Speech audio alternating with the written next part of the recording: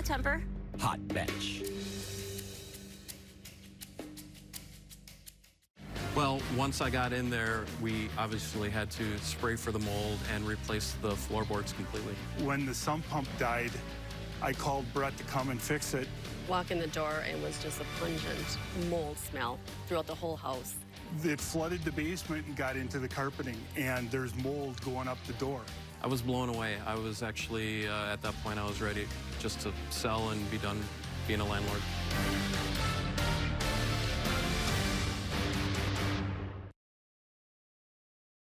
This is Southern New England's trusted news source, ABC 6 News, first at 4. Figure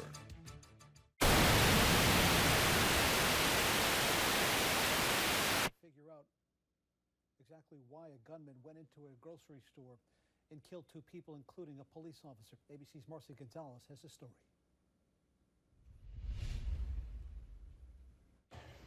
Guys, we got people down inside King Soopers. Holy shit. That nightmare unfolding in this Colorado supermarket. Guys, there's an active shooter! Police say 10 people were killed, including the first member of law enforcement to arrive on the scene, Boulder police officer Eric Talley. Officer down inside the building. Around 2:45 Monday afternoon, a gunman armed with a rifle opening fire in the parking lot of the King Soopers grocery store. I could smell the gunpowder, so they were pretty close. Then continuing his deadly rampage inside. It looks like we have an active shooter.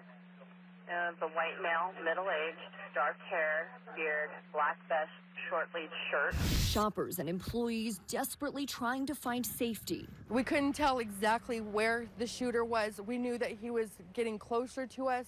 We were like sitting ducks. Police surrounding the building and going in through the roof. The entire building is surrounded. You need to surrender.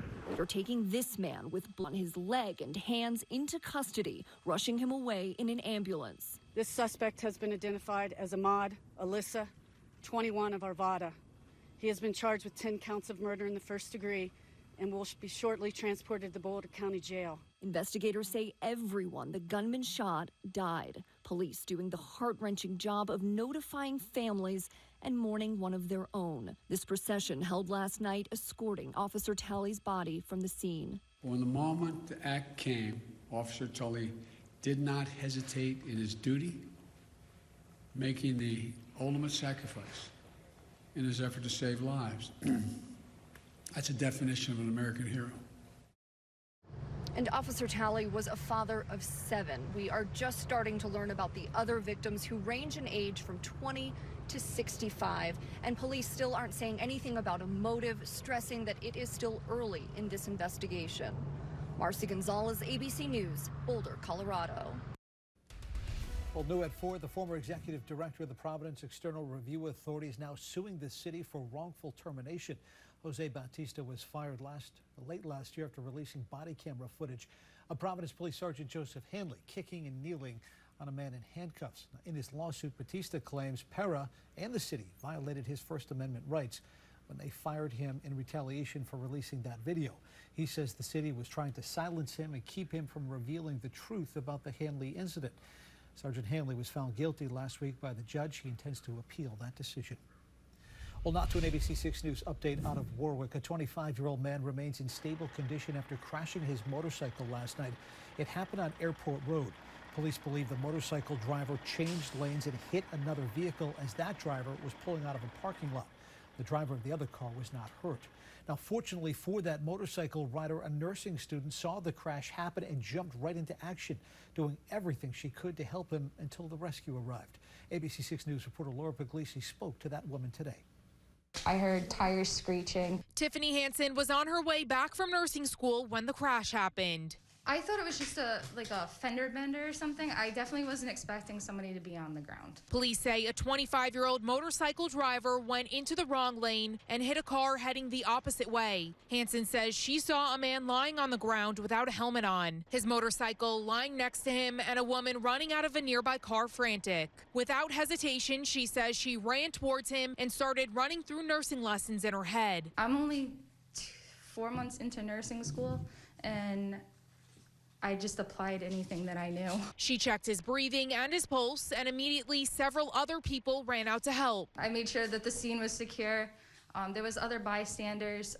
Another guy, I had him stop the traffic, call 911. Another girl, I had her help me keep his neck and head aligned. Not long after, police arrived at the scene and took the man to the hospital. Hansen says while her training helped, the most important lesson she could remember was one she was taught in class just hours before the crash. My instructor, she was just talking about how if you see something, not even just as a nursing student, just as a person, you stop and do something. Even if it's making sure that they're not alone. I would never want somebody just driving by my son if that was my son. Laura Puglisi, ABC 6 News. Now to our coverage of the coronavirus. Johnson & Wales announcing today it plans to return to full in-person learning this fall.